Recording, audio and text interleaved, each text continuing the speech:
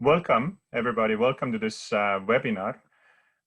This webinar is part of the Free Market Roadshow. And in this webinar, we're going to discuss public policy responses in the long run, in the short run, to the current crisis. My name is Meelis. I'm professor of political economy at the Estonian Business School, and I'm also chair of economics and finance department at the Estonian Business School. And very briefly, if we look at the crisis, pandemic and ongoing economic crisis, we'll see that countries have responded quite differently. And I think it's a good time to assess the success or failures of various policy responses, and also think about what might be the implications, public policy implications in the short run and also in the long run. From here, where I am from Estonia, we are actually easing regulations at the moment in terms of physical distancing. People can already start going to the cafeteria soon and can walk around more. For a while, even one of our largest island was isolated from the rest of the country in the mainland, and also soon the physical borders with other countries such as Latvia, Finland, and others will be opened up as well. But obviously, particularly from a perspective of small country, it's not just about domestic policy responses. It's also about global policy responses. What are our neighbors doing? What the European Union is doing? What the US is doing? But just to give you one very practical example, at the Estonian Business School, we have two campuses. One is in Tallinn, Estonia, and another one is in Helsinki, Finland. And at the moment, for several weeks, it actually has not been possible for us to travel between Tallinn and Helsinki to go to teach in Helsinki. I was actually supposed to do that tomorrow, but it's still not feasible.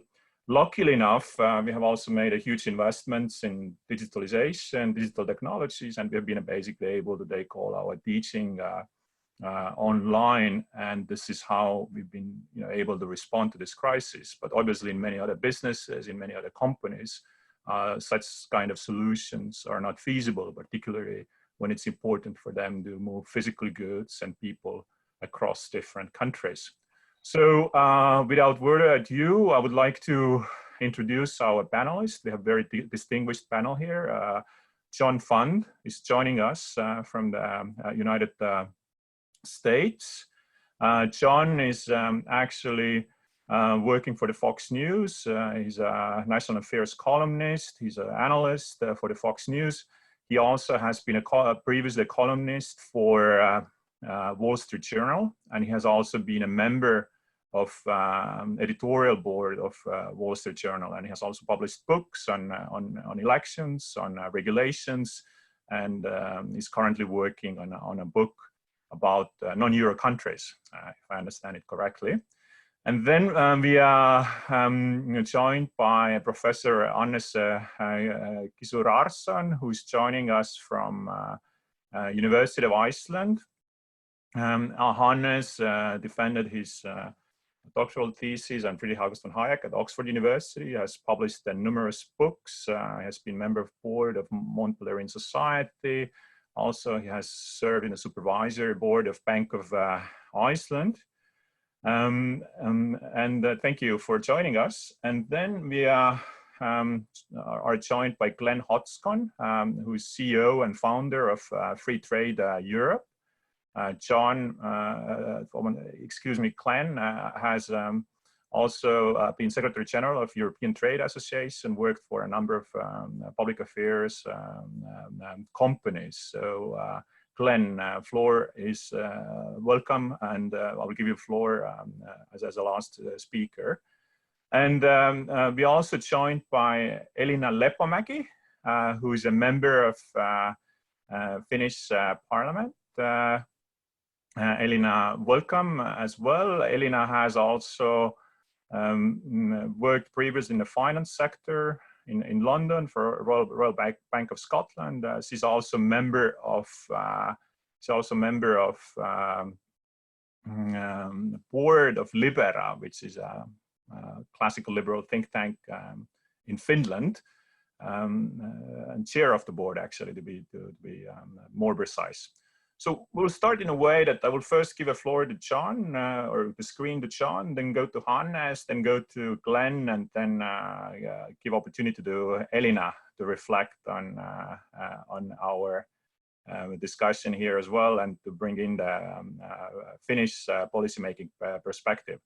So without further ado, John, floor is yours. What is your assessment of the situation in the US? What do you think, what might be the implications in the short and long term? What might happen to the presidential elections as a result of pandemic and the crisis? So please turn on your mic. Your mic is not on.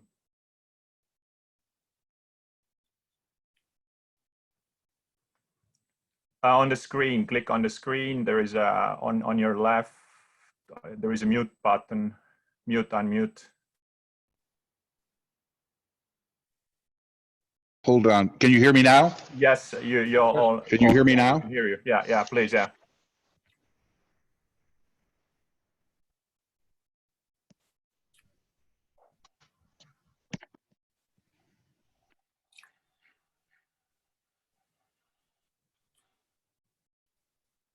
Now you're mute again. Can you hear me now? Yes, we can hear you now.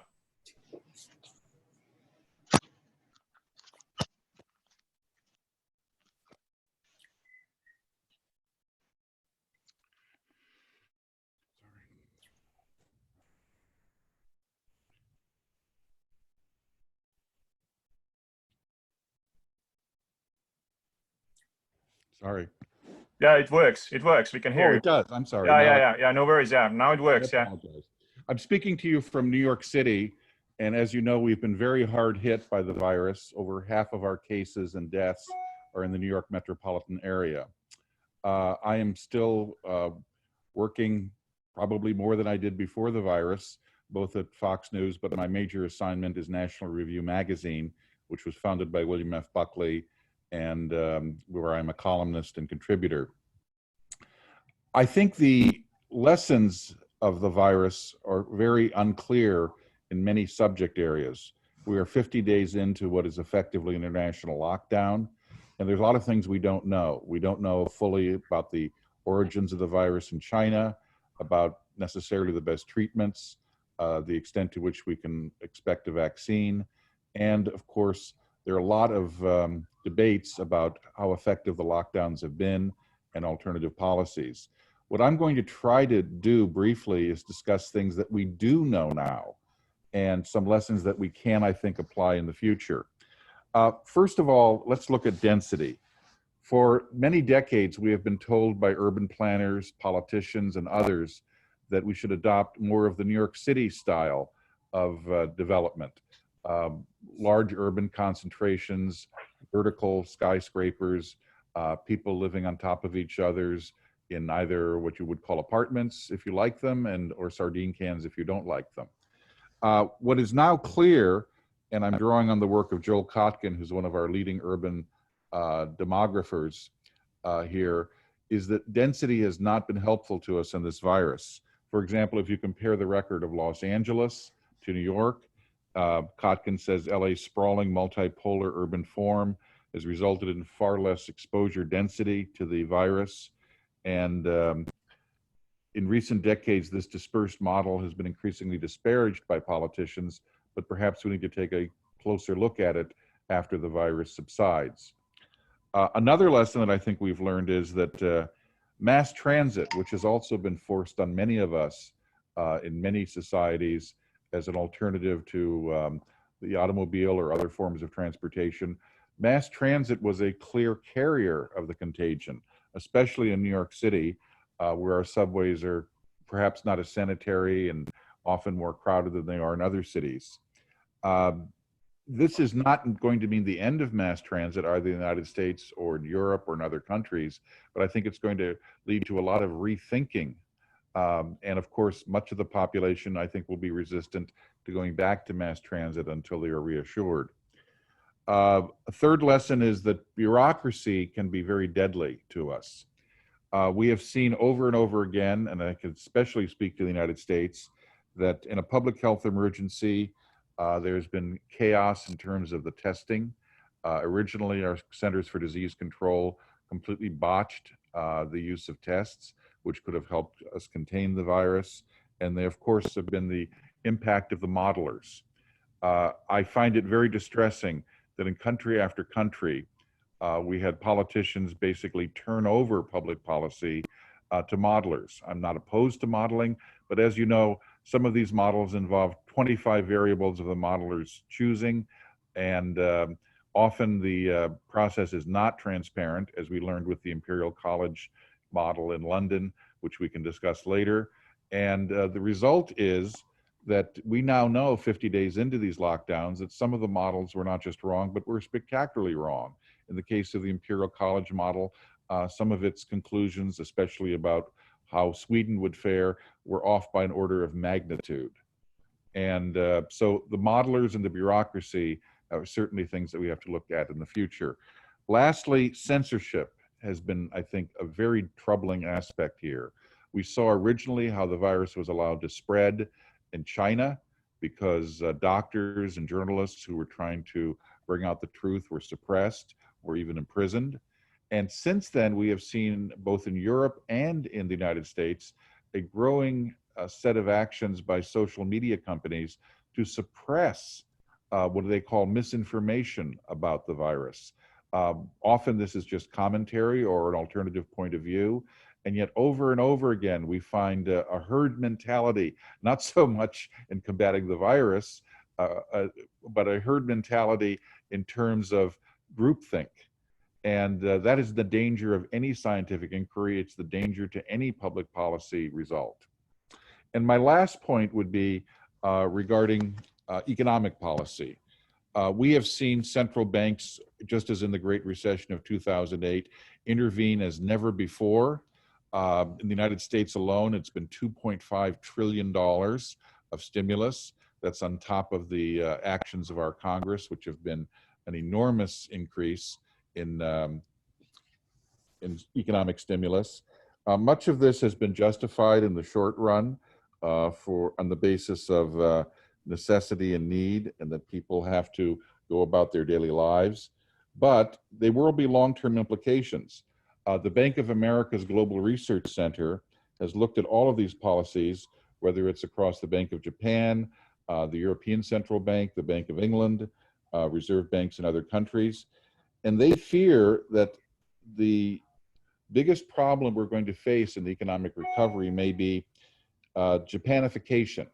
And many of you know that Japan has, since 1990, had zero interest rates, has had a very troubled economy, sustained very flat yield curves, policy impotence, the response to raise taxes rather than to cut government spending. And Japan is, of course, doing by many developing country standards well, but growth has vanished from Japanese public consciousness or thinking. The Japanese no longer think of themselves as a growth society. And that is very troubling if that kind of thinking shows up in other developing countries. Because if we do not have economic growth, not only will we be, I think, unable to continue our amazing progress in reducing global poverty, which has been one of the great accomplishments of the post-war world, but I think we will lose our ability to innovate, our ability to think in more optimistic and positive terms about the future, and to carry on to the next generation a sense of human accomplishment and what we can achieve if we work together.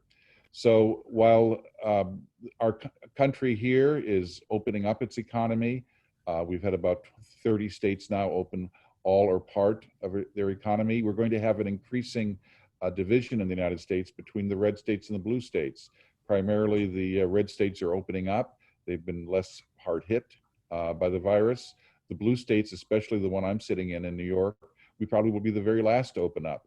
And I think these will have long-term implications for our country's politics, which we can go into in the question and answer session, and also our economic growth and the extent to which we can continue to innovate and be a focal point of progress.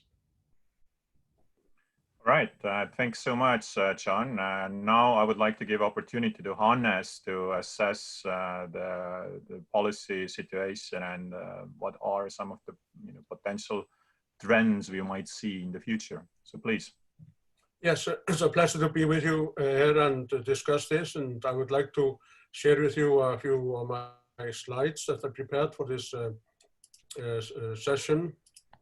And basically, what I'm going to talk about is the crisis from the point of view both of a political philosopher, which is my profession, and as an Icelander, which is my country of origin. And I would start with discussing the traditional conception of the state for classical liberals.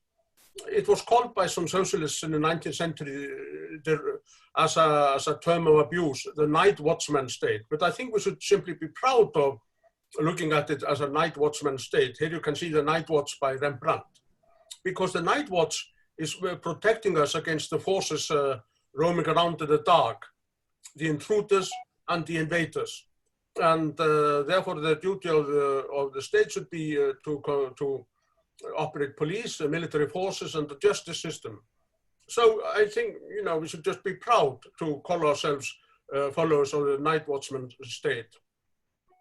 However, the question is, are there any further duties that the state may have? And I think it does, but only as a matter of expediency, not justice. For example, education and poverty relief. Because if you don't have an educated population, and if you have some people who are poor and totally destitute, you will have danger, you will have social unrest. So peace and property might be endangered if you do not conduct education and poverty relief. So they are essentially matters of expediency, they are preventive measures. And we mustn't put too much faith into the state.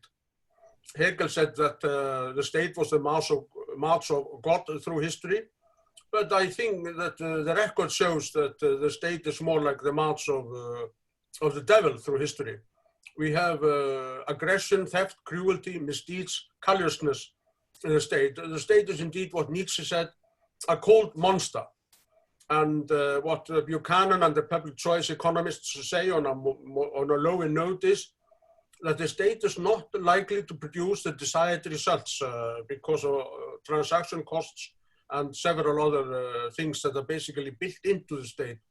The lack of information and the lack of incentives of bureaucrats. Therefore, we have to approach the state with some mistrust.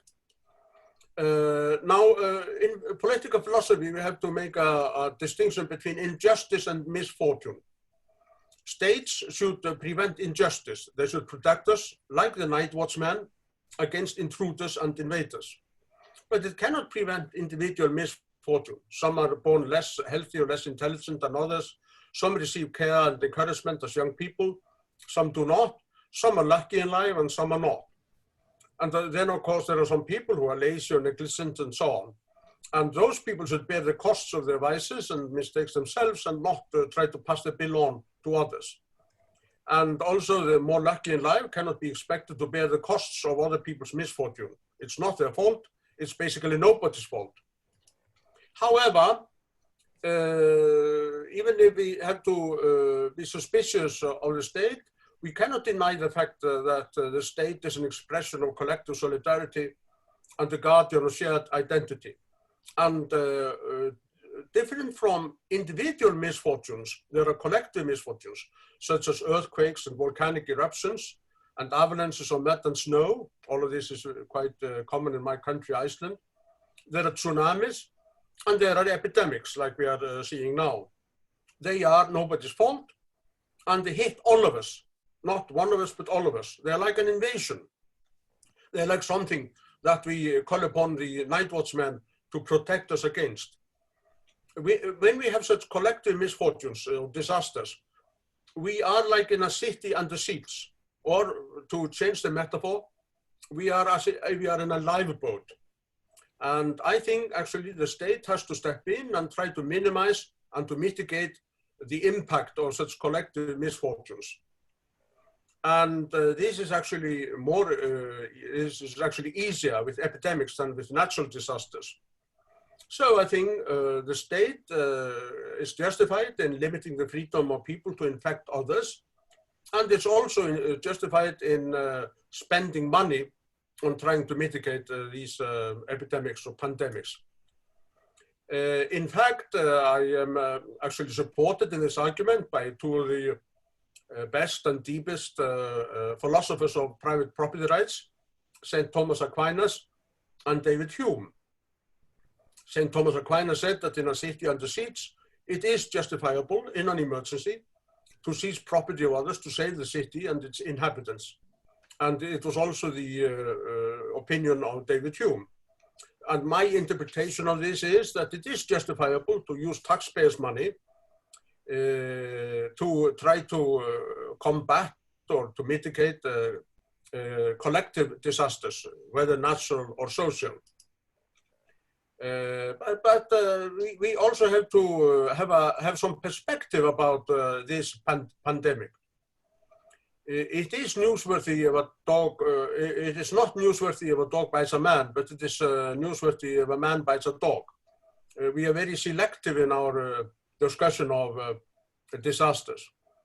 Now today, I looked at the WHO website, and according to it, 3.6 million people infected from the virus, and 248,000 deaths. But if we also look at the same website, we see that tuberculosis has 1.5 million deaths per year and 10 million infected each year. HIV/AIDS has 770,000 deaths per year and 1.7 million infected annually.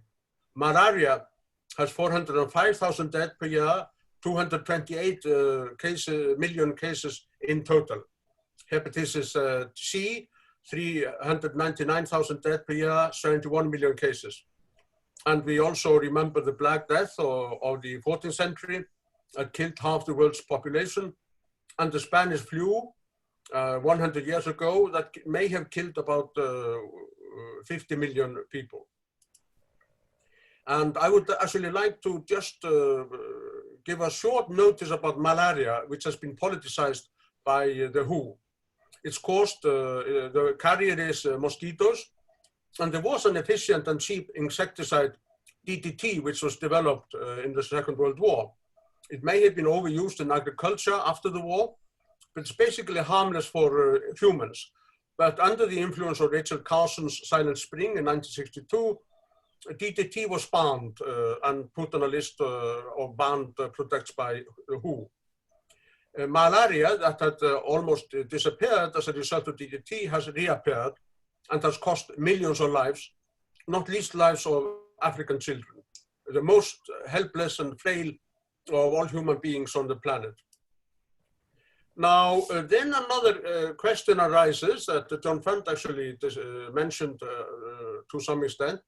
It is the COVID-19 nobody's fault?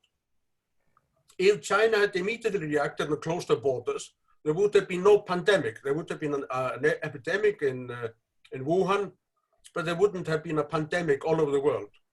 And there are all kinds of questions that are unanswered by the Chinese communist rulers. Why did they ignore persistent warnings over the years, not only this year, but over the years, against bats as carriers of infections? What was going on in Wuhan leading to the epidemic? Is it from a wet market or is it from a laboratory? Why did the communists try to suppress all information about the epidemic? Where are all the critics that have disappeared? And this guy who was spreading false allegations about the US causing the epidemic and so on, why is he still a public spokesman?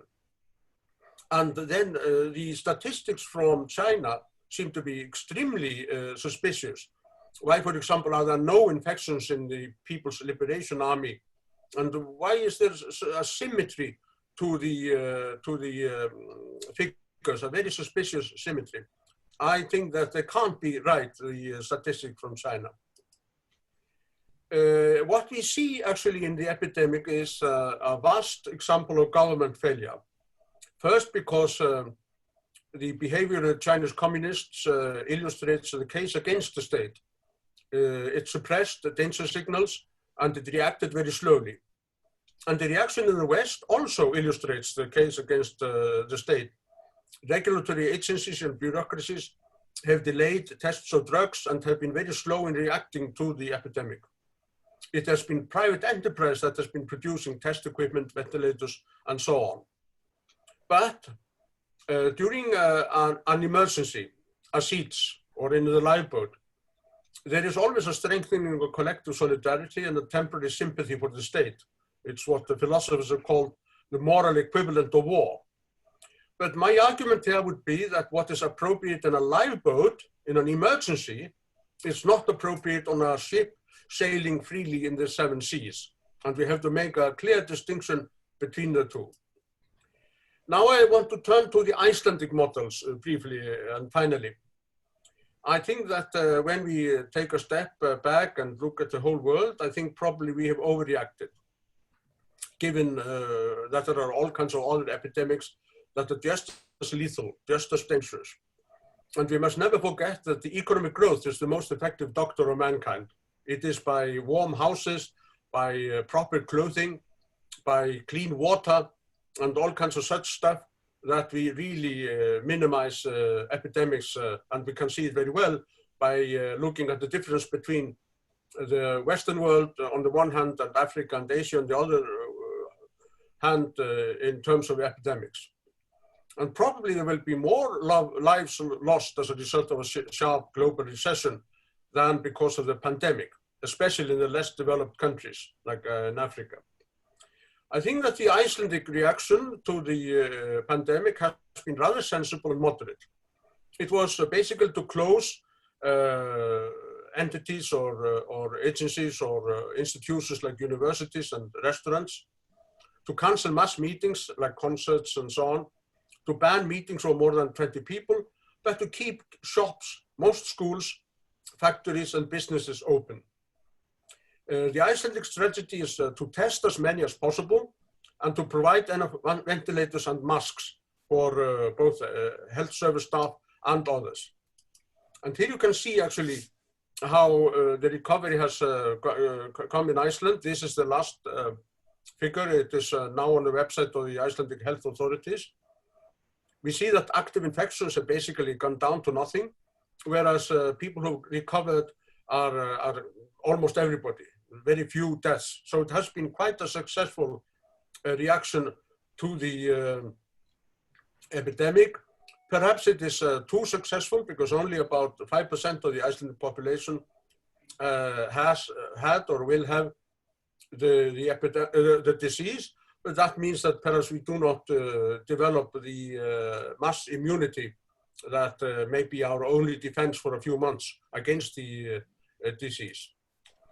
So the challenges ahead are these. We have to make clear that it was government blunders that turned the Chinese epidemic into a global pandemic, and that government overregulation has delayed responses to the pandemic. And while it is justified that government tries to minimize and mitigate the disaster with taxpayers' money, these measures have to be focused and reasonable. The pandemic is fought by equipment provided by free enterprise that is showing yet again how indispensable it is. And the only way out of the depression that we are seeing is economic growth. And we do not solve problems by throwing money at them. We do it by encouraging and stimulating economic growth. And that we only can do by increasing economic freedom. So thank you very much. All right, thanks so much, Hannes. Now, before we go to the discussion, I would also like to give a screen to Glen. Glen, perhaps you can sort of discuss the free trade, sort of trade issues that have emerged in this crisis. I mean, the first reaction of many governments was actually to use protectionist measures. And what's the hope for free trade in the short and long run? So please, Glen. Thank you very much indeed, and thank you for the presentations leading up to this as well. Just to say that really sort of trade should be central to the policy responses to the COVID-19 crisis and helping us get out of this, relaunch the European and the global economy. I just want to say a few things about the internal EU perspective as well as looking at the external dimension over the next couple of minutes. Within Europe, the internal market and focusing on this will be crucial. Completing this by filling in the gaps, implementing legislation, and also the correct enforcement of what's already there will be crucial. It's probably one of Europe's greatest assets, the single market as it is today. But now, as you rightly say, Meelis, we're going down a track of protectionism and internal barriers. So we're going in the wrong direction. And just in terms of a few figures to talk about sort of completing the single market in Europe, almost 270 billion euros annually could be added for manufacturing goods and over 300 billion euros for services by completing the European single market. So we're talking almost 12% of GDP in Europe. So it's huge figures we're talking about. All surveys say the same thing when entrepreneurs are interviewed. Upwards of 70% say that they find problems operating and competing across borders. So that's really the focus needs to be on this barriers report that was being talked about. Where do the barriers lay at the moment? What can we do to be able to address them? An enforcement task force to make sure that what we actually have is done properly. And thirdly, a focus on better implementation. These are three areas where we could begin immediately. And linked to this is also the SME strategy, cutting red tape, cutting barriers being at the heart of the solution. And when we talk about sort of relaunching the European economy, now is a great time to be able to put these things in place, to be able to create the opportunities and the developments we're looking at. And when we look more towards the international sort of outwards facing piece, Europe needs to avoid the dangers of EU sovereignty and EU reshoring. We hear a lot of talk about this autonomy and looking after ourselves as a response to the crisis. I think this is exactly the wrong thing that we should be doing. Supply chains are global, prices will just go up and consumer choice will go down if we actually take this isolationist viewpoint.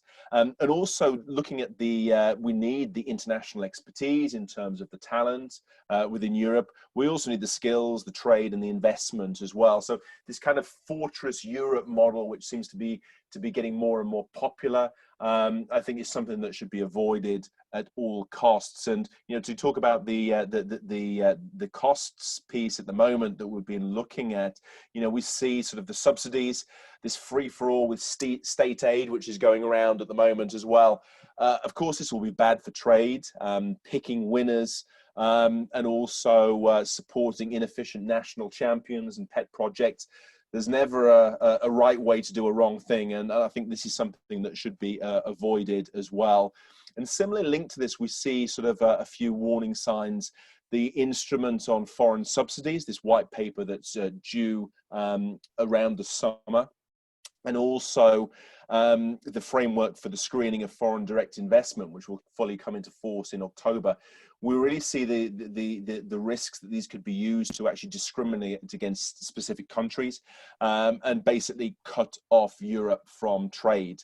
And similarly, with an environmental perspective, of course, we need sort of the European Green Deal, and sustainability is important, but there can't be this one-size-fits-all approach to the environment either. This will harm Europe, but it'll also harm third countries. And excessive environmental compliance in future trade deals will harm everyone, probably will make them unfair, probably make them unworkable, given that countries are at different stages of development.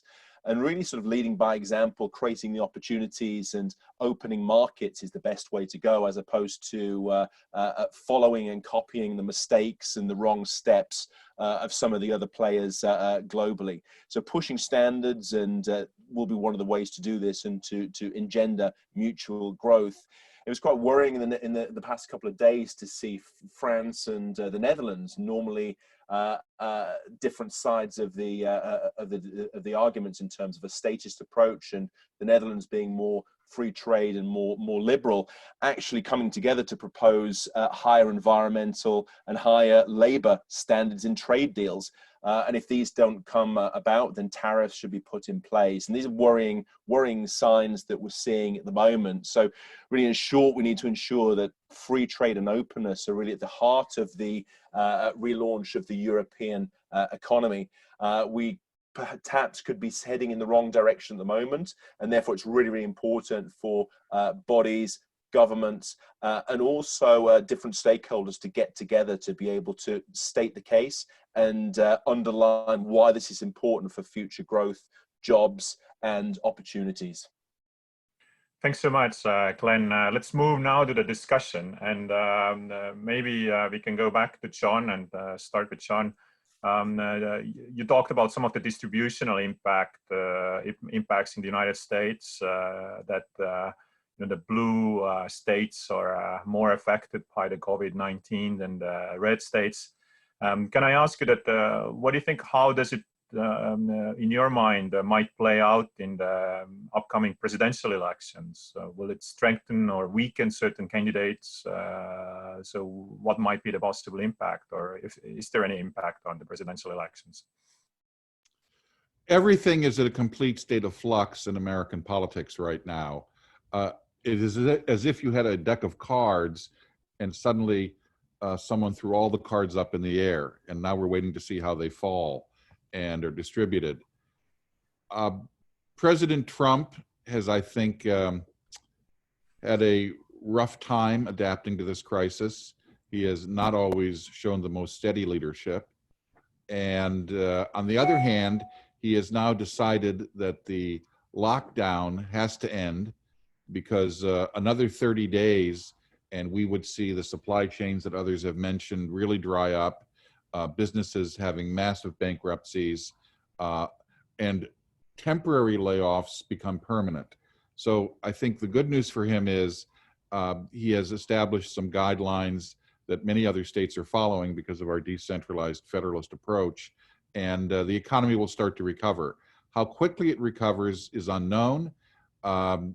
If the election were held today, I think President Trump would be an underdog, but the election is held 6 months from now, and if the economy has recovered and there is an upward trajectory and people's expectations are positive, he can win re-election.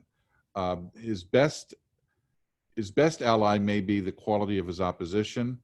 Senator Biden has been rising in the polls, but many people speculate that's because people haven't heard or seen him. And the less they see or hear of him, the more popular he becomes.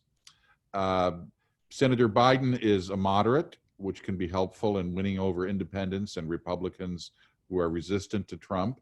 On the other hand, he looks and acts all of his 78 years. Father Time has not been kind to him, and he has a very unsteady presence on television and interviews. So the two scenarios would be, on the one hand, Democrats do well and to win the White House, keep the House of Representatives, and take control of the Senate. That would mean enormous policy changes in the United States next year. Secondly, President Trump wins election, the Republicans hold the Senate, and the House is still closely divided. That would mean, I think, the president would be able to continue some of his economic initiatives that have led to the original economic recovery that was cut short by the virus. So, and there also can be many outcomes somewhere in between. Thanks, John. Hannes, maybe I can ask a question as well. You basically made the case that when we have that kind of pandemics as COVID-19, then sort of government, night watchman state intervention as a sort of lifeboat is justified. However, once the situation sort of normalizes, we shouldn't have that kind of interventionist approach. It's not suitable for big ferries, big ships in the ocean, and so on. But what about sort of political economy of that? At least here in Estonia, and I assume also in many other countries, we'll see that this sort of political rationality, political opportunism associated with the crisis response often also means that all kind of interventions and regulations that maybe not necessarily even help to fight the crisis are written into the laws. For instance, here we have seen the restrictions to increase on immigrants. We have seen some new policies concerning pension funds, where the government has given up its credible commitment, basically, and so on, which are not necessarily something that sort of rational choice people would see as the best way to deal with the crisis. So how would you how would you sort of incorporate the sort of political rationality, sort of political economy into this type of thinking? Well, left-wing intellectuals, they always believe in not letting a good crisis go to waste. So exactly. For them, crisis is really an opportunity to increase government intervention. And that's precisely what we have to argue against. And I think our arguments are very, very strong and sound. But I would like to say what I think is our task now. Our task now is to try to isolate those who are affected by the epidemic and help them and let life go on for the rest of the population. And there are several means of doing that. For example, if we can develop an easy and cheap technology to test people before they travel, then we can ensure that only those travel between countries that are not infected. So for them, life can return to normal. What I would object to is the attempt by the socialists to try to impose the lifeboat situation on the whole ship when it is not necessary anymore, and when we can basically deal with those who are infected or are vulnerable on their own field or on their own ground. So basically, I think that we have to open up the economies. We have to stimulate economic growth by liberalizing the economies. And we have to let those who are either vulnerable or infected, help them, but not let them decide to determine the course of the whole society. All right, thanks, Hannes. Glen, concerning trade issues, obviously because of the crisis, sort of backlash against China is also likely. And how do you see that might play out? Because already before the crisis, I think EU Commission and countries in the EU were growing much more sort of skeptical towards Chinese investments.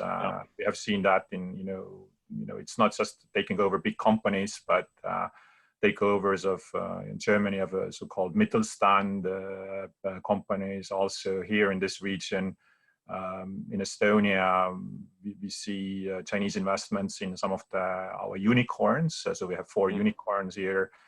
We also see Chinese investments in Finnish large gaming platforms, that have taken over some of them and so on. So will this sort of anti-China backlash continue, and how that kind of like might play out in a sort of global scale on the trade issues? Will it be more difficult to trade with China, and will this sort of crisis, pandemic serve as a sort of justification also to limit the globalization as we have sort of seen it so far? I think definitely people who, to follow the theme of, don't let a good crisis go to waste. I think the people who've been wanting to close the borders, they will feel that they're justified now. And I think that these things are very easy to shut down, but very difficult to open up again. So I think we could see some of these measures that are used now during the COVID-19 crisis to stay longer, unfortunately, than they should be necessary. I fully agree with you. I think that the anti-China sentiment was growing already before the coronavirus hit. now it's certainly been intensified for I think two reasons. One is just the worries about China, the control and the influence that they can have, and that we saw that through the Huawei technology and shall they be used for critical infrastructure, these kind of debates, and then also taking over critical infrastructure, be it ports, be it strategic businesses. Now we see sort of European and national measures being put into place, very thinly veiled anti-Chinese, to be completely honest. And also I think that the other point is during this crisis, the globalization and the supply chains, how much particularly manufactured goods actually come from China and the Far East. And when there is a lockdown there, we see how very fragile and also threatened Europe is, from whether it's medical supplies, whether it's food, whether it's other goods as well. China has a very big role to play there, and when that's taken out of the equation, then the instability and the risk does rise. So I think this is something that's playing into the hands of the anti-globalists, the people who feel that sort of globalization has taken us so far, but basically needs to be reined in for the future. All right, I already saw that John has a reaction to that, so I think it's a good time to move from sort of American domestic politics to sort of America's role and in the world. So John, please. Yeah. Well, I agree that the absolute worst thing we could do in international trade is to repeat the mistakes of the Great Depression, where countries walled themselves off under the Smoot-Hawley tariff. The United States played a very negative role at that point, and it prolonged the depression by several years. But we do have to look very carefully at the future role of China in the international economic and world order. It has now been 20 years next year that China will have been a member of the World Trade Organization. The world has benefited a great deal from China's integration into the world economy. But while we do not want to take punitive actions against China, and I saw just yesterday a poll shows that 71% of Americans are very concerned about President Trump's any proposed tariffs that President Trump would impose on China. We have to have an honest discussion with the Chinese, preferably in public, so everything is transparent, about how well they have fulfilled their obligations under the World Trade Organization. I think we can safely say some things that are absolutely accurate. We cannot trust Chinese statistics. We simply can't trust them. We trusted them under COVID. They proved to be thoroughly wrong. We can't trust them necessarily in economic matters or environmental matters for that matter.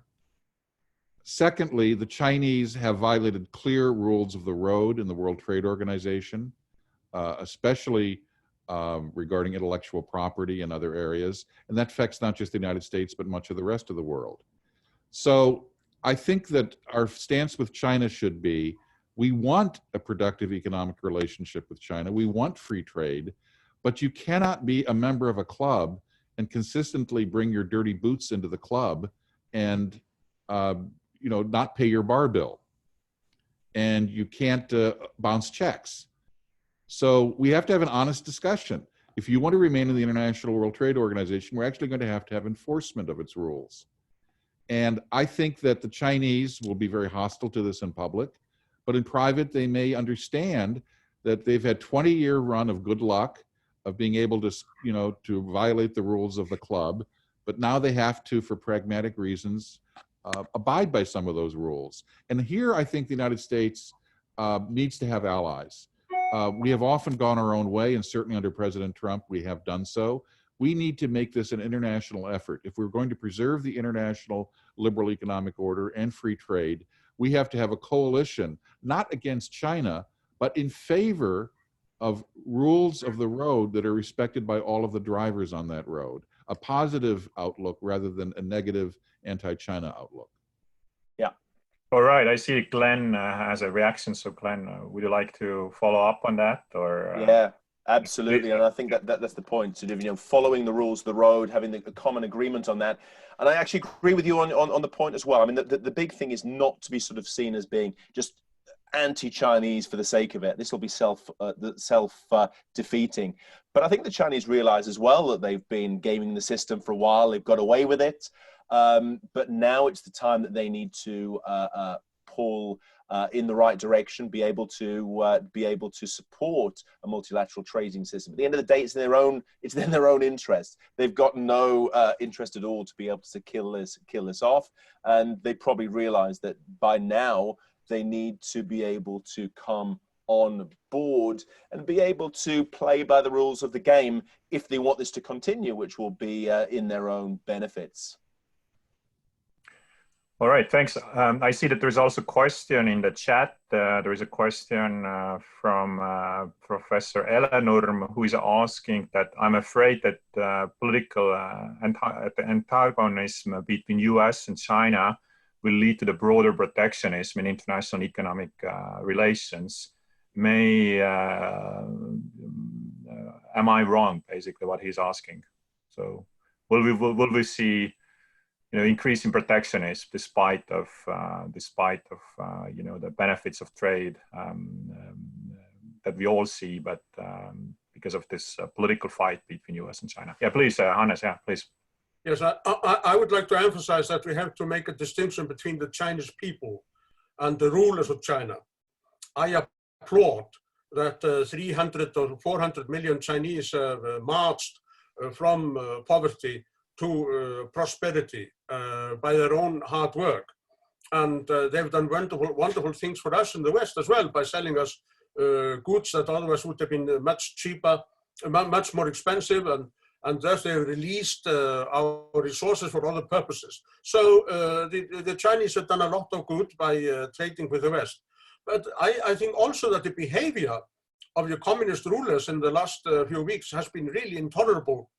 Their threats against the Australians and against the European Union, and their attempts at suppressing information, and their reluctance in investigating what really happened is something that we have to stand firmly against. So one of the tasks that we have to perform in the near future is to try to find out what basically happened and why it was, as I said in my paper, why it was that a Chinese epidemic turned into a global pandemic. Not at all the fault of the hard-working Chinese nation with its great culture and long history, but basically something that has to be put on the doorsteps of the Chinese rulers.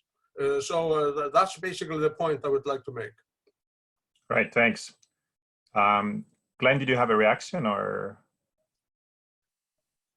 In terms of the piece there, I think that that makes a lot of sense. I think that we shouldn't forget the good things that have happened. China selling us its goods a lot cheaper, a lot more efficiencies, which of course come through sort of scale and the benefits of a global trading system. I think also that as we sort of move on as well, there is a risk from a European perspective that we kind of take this third way between China and between the US. And basically don't want to be seen as being with one or the other. I think this is a risky strategy given the sort of the weak leadership that we have at the moment. I think that the benefits need to be there in terms of sort of the trading piece, pushing forward and leading by example. I think it's the best thing that that Europe can be doing at the moment, and certainly not trying to sort of pick sides, pick winners, or sort of trying to negotiate its way through that in a divisive way. It should be sort of bringing people together as to pushing people apart. And I think an isolationist viewpoint for the European Union would certainly contribute towards that. So let's hope this can be avoided. Well, I have sort of like a follow-up question on that. Hasn't the last couple of decades of globalization and trade relations being a bit maybe too China driven or China specific? Can we have sort of more diversified trade relations? Are there sort of substitutes available for China? Yeah, please. I couldn't agree more. Yeah. The United States population was stunned and shocked that in many lines of the pharmaceutical industry, 90% of some drugs were coming from China. No one knew that. And I think we need a great deal more transparency about our supply chains, and that some trading elements have to be strategically observed and monitored. The Chinese have a choice now because of the suspicions that their reaction to the virus have caused. I can assure you that Vietnam, which has handled the virus very well, Malaysia, various other Asian countries stand ready to fill in the gaps for a lot of the goods that China has produced for the world in the last 20 years. And they are eager to increase their market share. So I think, as Glenn mentioned, the Chinese are going to be very pragmatic in this. They have rivals too. Their labor costs, even with all of the, shall we say, non-negotiated labor contracts that people have in China, let's be polite, they have competition. So I think that we can also have common cause with some of China's neighbors in the region in order to make sure that the rules of the road are followed. Otherwise, China will lose market share. I think it's a great point, John. I think also this diversification, you know, putting all your eggs in one basket is never a good strategy for anything in life. And I think this has actually sort of focused the mind that, hang on, maybe we need to sort of hedge our bets a little bit, whether it's supply, and be able to make sure that we're in a better position when the next crisis comes, whatever it is. I think that, you know, if we're too reliant on one partner, that gives them too much leverage as well. So it's just sensible that we have a few players on board. Absolutely, and I agree with John's point as well. You know, there's a lot of other players in Southeast Asia and beyond who would be only more willing to sort of take up that slack. And just one final point, this also has an opportunity for us to pursue a deregulatory agenda. The leader of the Republicans in the House of Representatives, Kevin McCarthy from California, says it has been traditional for a pharmaceutical plant in the US to take 7 or 8 years to be built. He has proposed a commission, and they've reported that if we streamlined all of our regulations while keeping in mind the need for safety, and we green-lighted states and provided incentives for states to clear away red tape, we could build new pharmaceutical plants that would reduce the United States' reliance on Chinese drug manufacturing within 18 months. And I think this is something that every country in the world, including Europe, can look to. You know, Europe already has a problem with being a calcified trading bloc that does not always look in an imaginative way for solutions. I think the deregulatory agenda, which has been of tremendous help in fighting this virus. We now allow medical professionals to take their licenses across state lines. We have telemedicine has been completely deregulated in the United States. Some of this has also been done in Europe. We can take this need to reorient our supply chains and push it in a much more deregulatory agenda, which will benefit us in the long run, because the benefits for everyone will become quickly apparent once these new rules are established. All right, thanks so much. I'm happy to see that our discussion actually got quite intense in the end. So thank you so much for joining us. We have to end it now because we promised to finish it within 1 hour. So I thank our excellent panelists joining us from so many different places. Have a good evening here. I don't know, good afternoon in some other places, in Reykjavik, in Sweden, I guess. And John, have a good morning in the United States. So thank you for everything. Yeah, thanks, and I hope to see you in the next our meetings. So take care. Bye. Thanks very much indeed. Bye now. Bye.